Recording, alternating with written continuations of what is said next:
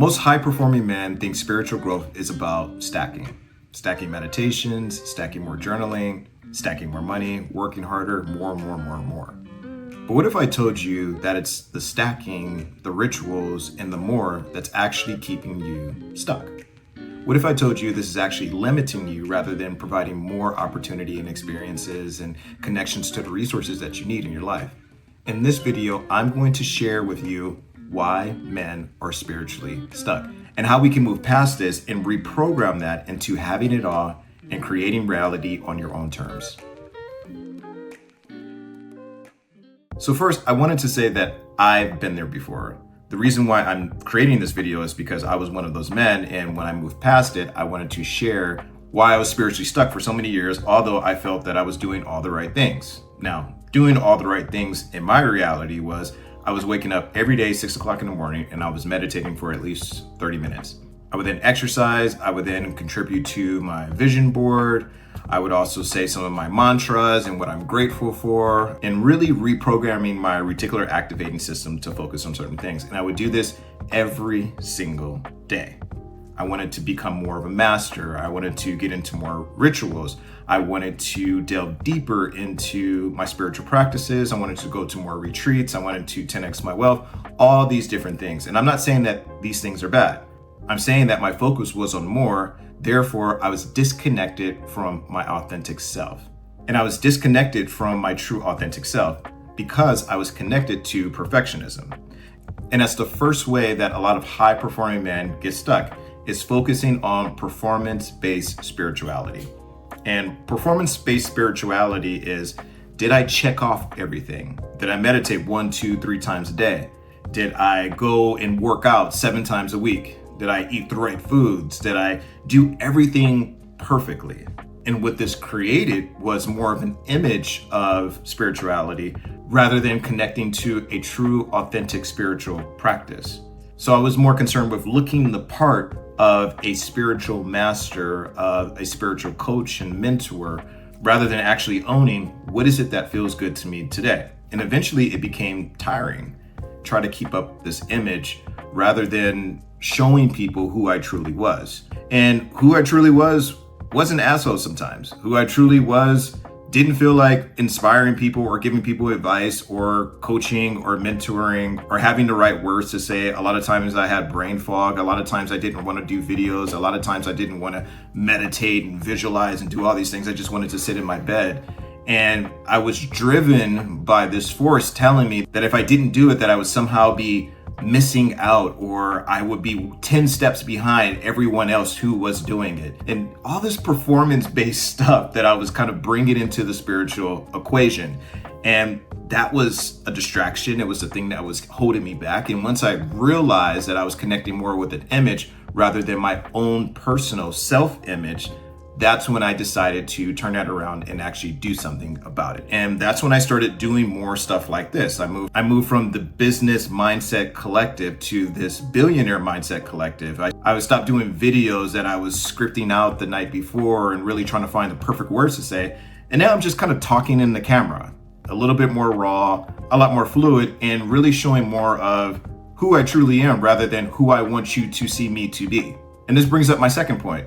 The limitation that is actually stunting the spiritual growth of men, which is repressed emotions. And a lot of men fall victim into this because they want to make sure that everything is okay. We're natural providers, we're natural protectors, and we're natural problem solvers. So if anybody comes to us with a question, we want to have an answer. If anyone has an answer, we want to have the best answer, which leaves you feeling like everything has to be solved and everything has to be okay. And if there's anything that's feeling wrong, you can't exactly show that.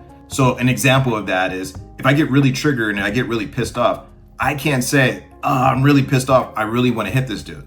Because if I said that, that wouldn't be the image, but that's truly how I feel. That doesn't mean that I'm gonna act on that. That's just how I feel, and I just really want to express that. But this repressed emotion that I always need to be nice, I always need to be the good guy, I always need to be the kind guy, I always need to be this image and never show how I truly feel was actually making me a lot more angry inside, to a boiling point when things started happening that I would overreact and get more triggered than normal because I didn't feel that I could really show who I really was. So it was this repressed emotion that was keeping me from being my authentic self. So you're gonna start to see a theme here. I'm connecting to this image. I'm connecting to other people's problems. I'm connecting to all of these other experiences, and I'm not really connecting to my authentic self.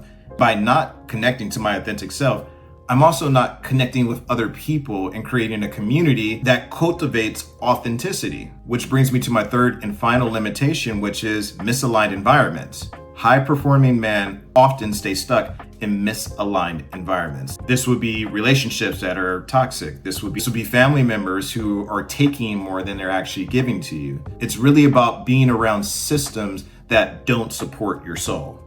So you're trying to grow roots in poison soil, and it just doesn't work like that. An example of this is I have this client who is really famous. They play professional sports, they've been in the public light for many years, and they've always had this image of being the poster boy, and they never wanted to upset anyone or give someone a reason to feel like they couldn't fulfill an image that everyone had of them rather than the image that they had of themselves. So this caused a really bad divorce. This caused really bad distrust with some of their board members because their board members wanted to uphold a certain image. This caused a lot of friction internally, not really accepting themselves of who they were and getting lost, really not knowing who their self-identity was because they were so lost to the public self-identity of them that they forgot to connect and they forgot who they really were, what they really wanted, and what they really needed in life. And this is the real blockage that I wanted to share with you all. You're not spiritually stuck because you're not working hard enough or you're lazy. You're spiritually stuck because you're still connecting to a version of you that's expired. You're still connected to an environment or people that you've outgrown. And your spiritual growth is waiting for your honesty. It's not waiting for more of your habits. It's not waiting for more of your money. It's not waiting for more of your podcast or your communication or for you to be Mr. Perfect. It's waiting for you to be in your truth, in your true authenticity. It's waiting for you to fully show up in your purpose. It's waiting for you to fully expose who you truly are and for you to accept yourself first in order for other people to accept you, period. And this is one of the things that I really share in my program, 21 Days to Mindset Mastery, is we go through a complete deprogramming process. Whose beliefs am I still holding on to? Where am I spiritually bypassing? What would my life look like if no one were watching? What would my life look like if I no longer connected to perfectionism, but I actually connected to myself, my true authentic self? And I help you to deconstruct that old self-image and reconstruct your new self-image in order for you to be a fully realized human being and for you to optimize your performance in 10x in every area of your life. And this is true strategic psychological reprogramming. That was a long word, I know, but it's not just inspiration, it's reprogramming, it's reconnecting, it's rewiring, and it's integration. And embodying your true authentic self as a man and showing up in the most powerful way possible. So if this hit different, if this is something that resonates with you, join me in my free community. It's completely free, the Billionaire Mindset Collective. It's a movement, it's a philosophy, it's for high-performing men who are looking for those mindset shifts. And I will go deeper into some of these concepts to help you to apply this to your life, to your business, to your family, to your love life, to your money, to all of the different categories that make you a full human being, a full realized human being. Thank you for joining me. I'll see you in the next video.